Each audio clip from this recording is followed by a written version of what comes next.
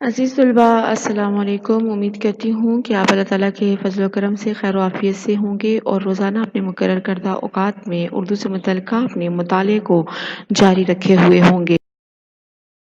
عزیز طلباء، آج ہم آپ کی جماعت 12ویں میں پڑھائے جانے والے اردو مضمون میں ہمارا آنے والا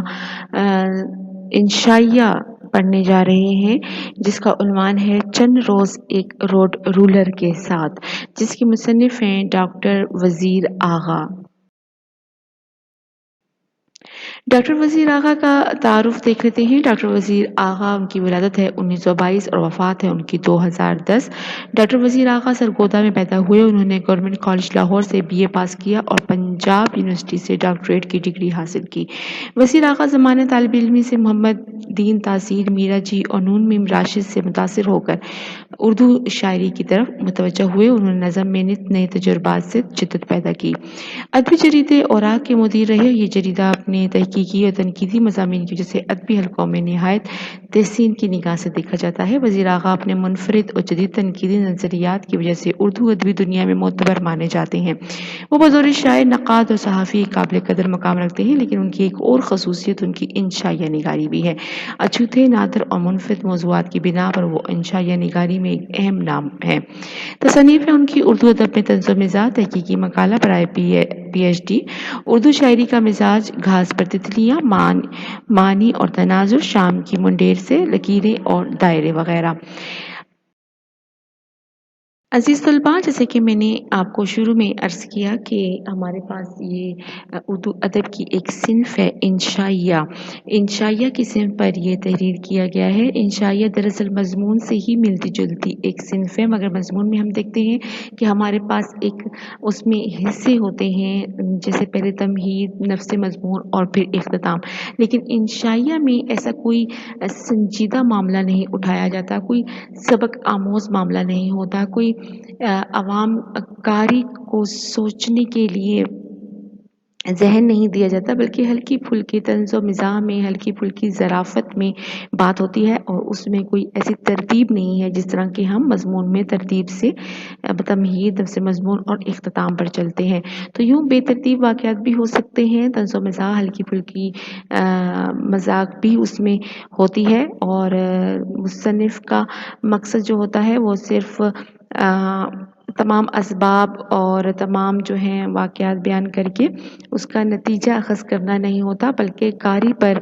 مصنف جو ہے وہ چھوڑ دیتا ہے کہ وہ اس کا کیا نتیجہ اخذ کرتے ہیں۔ لہٰذا انشائیہ اور مضمون تقریباً ملتے جلتے قریب قریب ہیں، مگر دونوں میں واضح فرق بھی ہے۔ یہاں پر چند روز ایک روڈ رولر کے ساتھ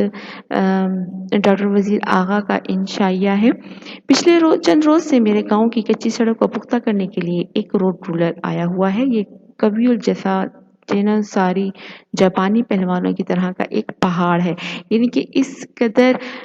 بڑی جسامت کا اور بھرپور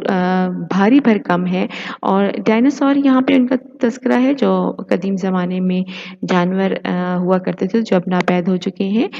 مگر گوشت کا پہاڑ نہیں، یہ تو کالے لوہے کا پہاڑ ہے، جس کا کام کچی خوشبودار زمین کے چہرے پر بجری کی تہ جمانا ہے۔ جب یہ ہمارے گاؤں میں داخل ہوا تو بچوں اور کتوں نے اس کا خوب سواگت کیا، یعنی یہ خوب اس کا استقبال کیا۔ بچے تو اس کے بھاری بھرکم گول مٹول پہیوں پر سوار ہو کر تالیاں پیٹتے اور شور مچانے لگے، البتہ کتوں نے صرف بھونکنے تک خود کو محدود رکھا۔ مگر 2-3 روز ہی میں ان لوگوں کا جذبہ حیرت مان پڑ گیا، اور اب یہ روڈ رولر سارا دن اپنے بوڑھے ڈرائیور کی میت میں کمال آہستگی کے ساتھ سڑک پر آگے پیچھے ہوتا رہتا ہے۔ شام کو جب ڈرائیور اس پر رکھے ہوئے کمرے کو تالا لگا کر کہیں چلا جاتا ہے تو میں اس کے پاس آ جاتا ہوں اور سجوبہ روزگار کو تا دیر دیکھتا رہتا ہوں۔ کہتے ہیں کہ جس طرح ظاہر ہر چیز جو ہے وہ لوگوں کی کشش کا باعث ہوتی ہے شروع میں، اسی طرح جب یہ روڈ رولر جب سڑک بن رہی ہوتی ہے، جب زمین کو ہموار کرنا ہوتا ہے تو بجری ڈال کر اس کو سطح کو ہموار کرنے کے لیے بھاری بھرکم یہ رولر چلایا جاتا ہے، تاکہ زمین جو ہے وہ ہموار ہو جائے، تو اس کو روڈ رولر کہتے ہیں۔ تو کہتے ہیں کہ وہ گاؤں میں جب آیا ہے تو اس صورت میں جو ہے وہ بچوں نے اور کتوں نے اس کو استقبال کیا، کیونکہ نئی نئی چیز تھی، لیکن آہستہ آہستہ جو ہے یہ اب اس کی جو ہے میت میں ڈرائیور ہی کی میت میں، یعنی کہ ڈرائیور کی تعاون سے یا اس کی مدد میں کمال آہستگی کے ساتھ سڑک پر آگے پیچھے ہوتا رہتا ہے، اور یوں اس کے اوپر ایک چھوٹا سا کمرہ، یعنی کہ جو ڈرائیور کے بیٹھنے کی اور جہاں سے وہ اس کو چلاتا ہے اس کا ایک جگہ سی بنی ہوئی ہے۔ سڑک کو کوڑتے کوڑتے اب اس کے بھاری پہیے خاصے گھس چکے ہیں، ان پر فٹ کیا ہوا کمرہ بھی خاصا پرانا ہو چکا ہے۔ خدا جانے یہ روڈ رولر اب تک کس کس گھاٹ کا تیل پی چکا ہے، کتنا بوڑھا اور گھسا پٹا نظر آتا ہے۔ یہاں پر کس کس گھاٹ کا پانی پی چکا ہے، یہ ایک محاورہ ہے، لیکن یہاں پر کیونکہ وہ روڈ رولر کی بات کر رہے ہیں تو اس وجہ سے انہوں نے اس محاورے میں تبدیلی کی ہے، تغیر کیا ہے، اور یہاں پر کیونکہ روڈ رولر جو ہے اس میں تیل، پیٹرول، ڈیزل وغیرہ ڈالا جاتا ہے تو یہاں انہوں نے تیل کا نام لیا ہے۔ پرسوں یہ سوال میں نے اس کے بوڑھے ڈرائیور سے کیا تو ہنسنے لگا، بولا اس اللہ لوگ نے کہاں جانا ہے بابو جی، ساری زندگی اسی علاقے میں دھنی رمائے پڑا رہا ہے، مگر جناب میں نے کئی روڈ رولرز پر کام کیا ہے اور گھاٹ گھاٹ کا پانی پی چکا ہوں۔ بوڑھے ڈرائیور کے یہ الفاظ سن کر مجھے خیال آیا کہ اصل مارکو پولو یا ابن بطوطہ تو یہ ڈرائیور ہے جس نے روڈ رولر کی رفتار سے سیاحت کی ہے۔ کہتے ہیں کہ جس طرح مارکو پولو اور ابن بطوطہ جو قرون وسطیٰ کے بہت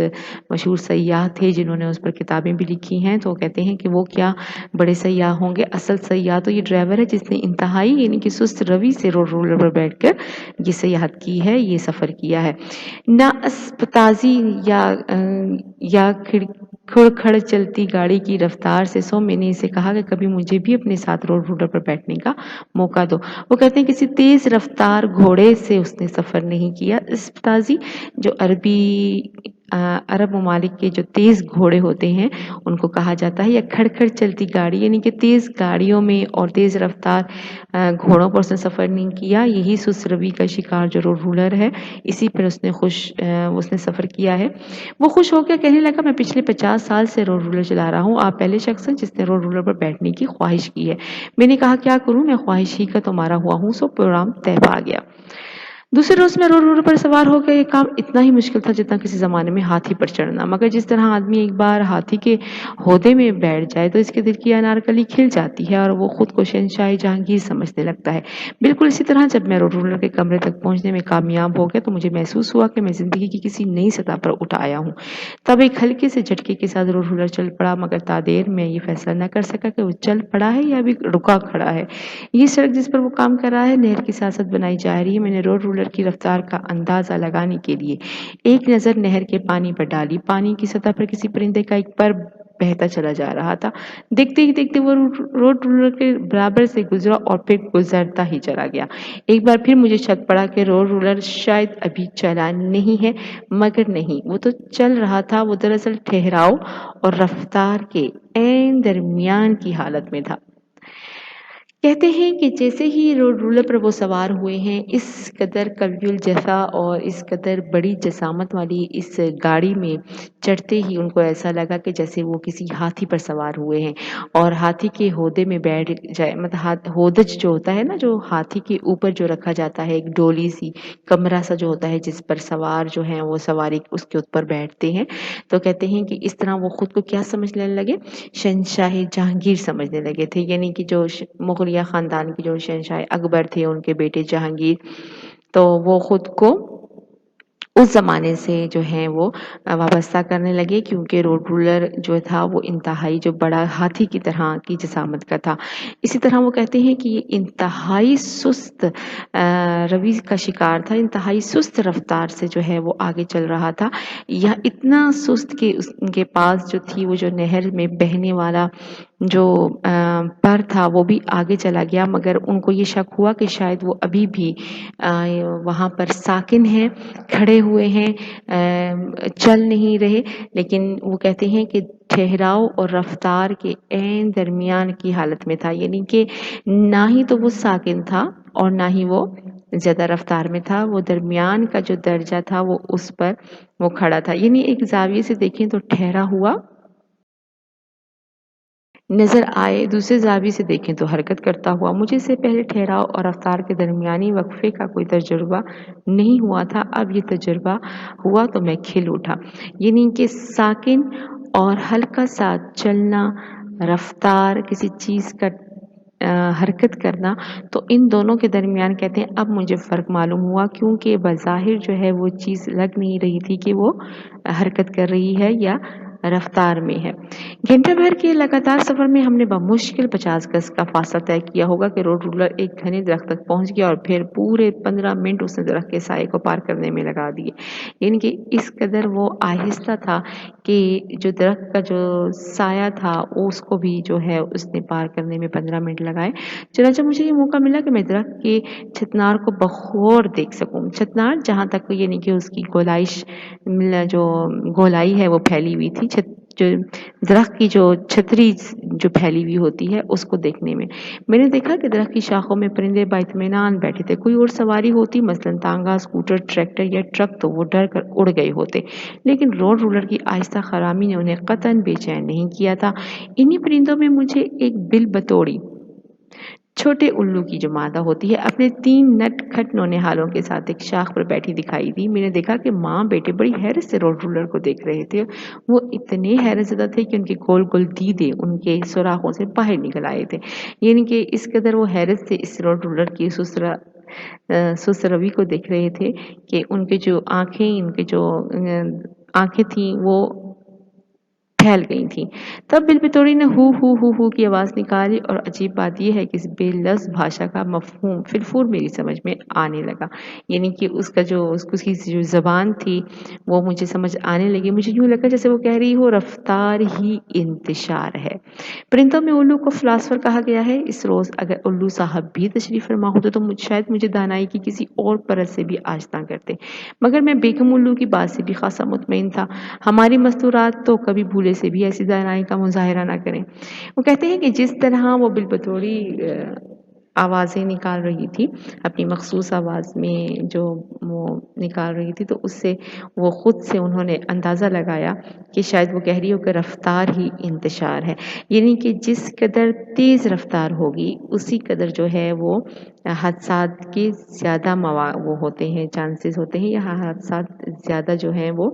ان کا خطرہ رہتا ہے۔ تو لہٰذا رفتار کا انتہائی کم ہونا جو ہے وہ ایک ساکن زندگی کی جو علامت ہے، وہ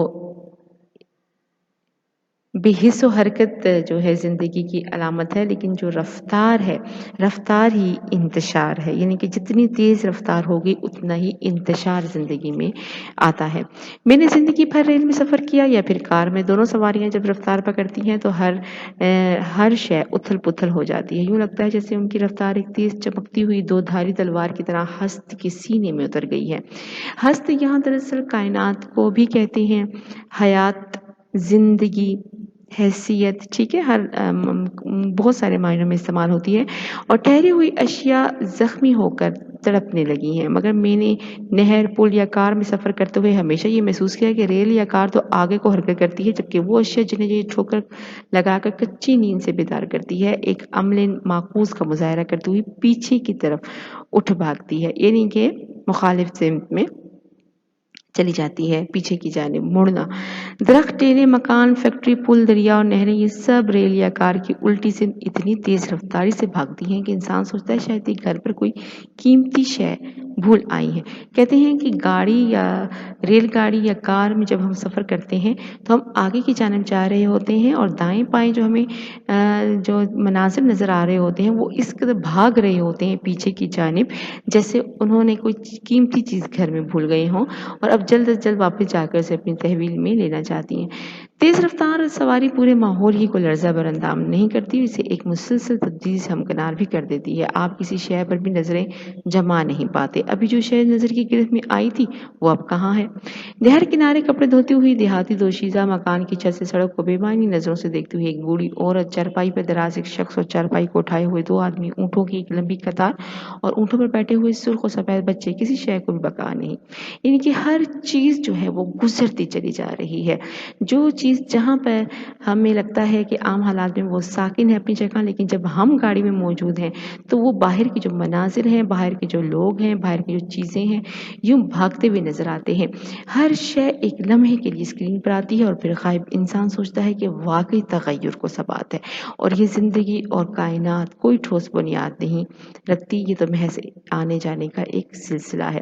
تغیر کو ثبات ہے یعنی کہ تبدیلی جو ہے وہ مستحکم ہے، مضبوط ہے، شروع سے لے کر آخر تک زندگی میں جو ہے ایک تبدیلی ہی ہے جو ہمیشہ رہنے والی ہے۔ تبدیلی جیسے بچہ ہے، بچہ جوان ہوگا، بوڑھا ہوگا، اسی طرح خاندان کے خاندان ہیں، ان میں جو حکومتیں چلتی ہیں، کبھی کبھی ایک حکومت ایک کے پاس نہیں رہتی، تبدیلی ہوتی ہے۔ اسی طرح کچھ خاندان اور کچھ قبیلے جو ہیں بعض اوقات وہ حکمرانی کرتے ہیں، لیکن کچھ ہی عرصہ جب ان پر زوال آتا ہے تو وہ ان کی حکمرانی، ان کی جو عروج ہے نہیں رہتا، وہ زوال کی جانب جاتے ہیں۔ اسی طرح کچھ لوگ زوال سے پھر عروج کی جانب جاتے ہیں۔ یہ تغیر جو ہے، یہ تبدیلی جو ہے، یہ زندگی کا لازمی جز ہے، اس کا ہونا بھی بہت ضروری ہے اور یہ لازم و ملزوم ہے زندگی میں۔ مگر روڈ رولر پر بیٹھتے ہی ایک بالکل نئے بوجھ کا احساس ہوتا ہے۔ روڈ رولر ارد گرد کی دنیا کو جگاتا تو ہے مگر اسے ہڑبڑا کر اٹھ بیٹھنے پر مائل بالکل نہیں کرتا، یعنی کہ اس قدر وہ آہستہ ہے، اس قدر سست ہے کہ وہ ایک دم کسی کو ہڑبڑا کر یا ایک دم سے کسی کو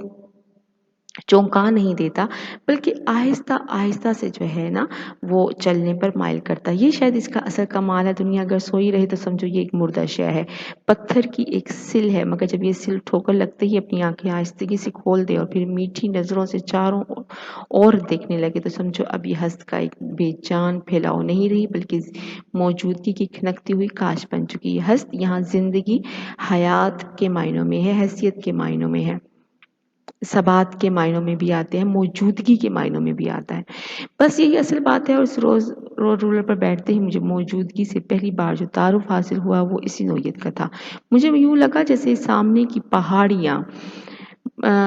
نہر، درخت، پرندے اور کھیت جو نہ جانے کب سے رکے کھڑے تھے، یکایک اپنے ہونے، اپنی موجودگی کا اعلان کرنے لگے ہیں۔ آج سے پہلے میں اکثر سوچتا کہ اگر رفتار کم سے کم کی جا سکے تو ہست کے لباس کی بند میں جگہ جگہ سوراخ اور جھریاں نمودار ہو جائیں گی، جن میں سے ابدیت کی روشنی چھن چھن کر نکلنے لگے گی اور میں اس نور میں پوری طرح بھیگ جاؤں گا۔ مراقبے یا سمادھی میں ڈوب جانے والے اپنی رفتار کو کم سے کم سطح پر لا کر شاید اسی سوہانی کیفیت سے متاثر ہونے کے متمنی ہیں۔ یہ جو لوگ مراقبے میں یعنی کہ بالکل ترک تعلق کو، دنیا سے بالکل تعلق ختم کر کے خود کو ایک جگہ ساکن کر لیتے ہیں، خود کو ایک جگہ جو ہے وہ ساکت کر لیتے ہیں، اپنی سوچ کو، اپنے جو جتنا شعور ہے ان کا، تو وہ کہتے ہیں کہ شاید اسی طرح جو ہے وہ اس وجہ سے کرتے ہیں کہ وہ تمام جو ہیں رفتار سے دور رہ کر، حرکات و سکنات سے دور رہ کر خود کو جو ہے وہ اس دنیا میں ایک الگ سا متعارف کروائیں خود کو کہ وہ ایک جو تیز رفتار ہے اسی میں جو ہے حادثات ہیں، اور جتنی رفتار کم ہوگی، جتنی سوچ کی، جتنی خود کی جو ہے وہ حرکت و سکنات کم ہوگی، اتنا ہی جو ہے وہ زندگی میں ایک سکون رہے گا۔ مگر آج مجھے یوں لگا جیسے موجودگی ہنس کے رکے ہوئے بے جان وجود کا نام نہیں ہے، اور نہ یہ ہنس کے مرکز پر چڑھا ہوا ریشم کا مرکز قبر یا مزار کو کہتے ہیں۔ زندگی کے یا کائنات کی قبر پر چڑھا ہوا مہین غلاف ہے، مہین ایک باریک سا غلاف ہے، بلکہ بجائے خود ایک پوری طرح گندی ہوئی ایک بھرپور شے ہے جس کی ایک اپنی شخصیت، اپنا کردار اور اپنی رفتار ہے۔ مجھے روڈ رولر پر سفر کرتے ہوئے اب تقریباً 2 گھنٹے ہو چکے تھے، سو میں نے ڈرائیور سے کہا کہ بابا جی اب مجھے اتار دیں، میں واپس گھر جانا چاہتا ہوں۔ ڈرائیور نے کہا کوئی بات نہیں، میں روڈ رولر پر آپ کو گھر چھوڑ آتا ہوں، مگر میں نے کہا شکریہ، مجھے ذرا جلدی گھر پہنچنا ہے۔ سو میں روڈ رولر سے اتر کر تیز تیز قدموں سے گھر کی طرف روانہ ہو گیا، مگر اب میں ایک اور ہی شخص تھا۔ اب میرے لیے روڈ رولر ہست کا ایک انگ نہیں تھا، بلکہ بجائے خود ایک خود مختار سدا بہار دھڑکتی اور سانس لیتی ہوئی موجودگی کا مظہر تھا۔ तब मैं सोचने लगा कि हर ख्वाहिश के अंदर एक खला होता है जिसे वो बाहर के वजूद से भर लेना चाहती है, और जब से भर लेती है तो उसका सांस रुक जाता है, वो मर जाती है। मगर रोड रूलर तो अंदर से खाली नहीं है, ये तो एक गठा हुआ ठोस हर एतबार से भरपूर वजूद है। फिर से बाहर की किसी शय की भला क्या ज़रूरत है। ये एक अजीब सा एहसास था, और फिर यकयक मेरे सीने का खला गुब्बारे की तरह फूल कर एक हमकती हुई ख्वाहिश में तब्दील हो गया, और मैं सोचने लगा कि काश मैं भी एक रोड रूलर होता, यानी कि ज़िंदगी की मौजूदगी का, ज़िंदगी और कायनात की मौजूदगी का जो एहसास है, उनको तभी हुआ जब वो रोड रूलर में सफ़र कर रहे हैं। और उनका कहना ये था कि जिस कदर रफ्तार ज़्यादा होगी, उस कदर ही माशरे में, ज़िंदगी में जो है इंतशार होगा। ज़िंदगी को करीब से देखना है तो इंतहाई उस रफ्तार को थोड़ा-सा कम करना पड़ेगा। और यूँ जो है मुसन्निफ़ जो हैं वो कहते हैं कि ड्राइवर ने कहा कि मैं आपको घर छोड़ आता हूँ, लेकिन उन्होंने क्या कहा कि मुझे ज़रा जल्दी घर पहुँचना है। यानी कि उनका पैदल चलना भी जो था वो रोड रूलर से कहीं ज़्यादा रफ़्तार में था। तो ये हमारे पास इंशाइया था। उम्मीद करती हूँ कि घर में भी आप अपना मुताला जारी रखेंगे, और इसमें आने वाले मुश्किल अल्फ़ाज़ के मायने को समझने के लिए आप घर में उर्दू लुग़त का भी इस्तेमाल जारी रखेंगे। शुक्रिया।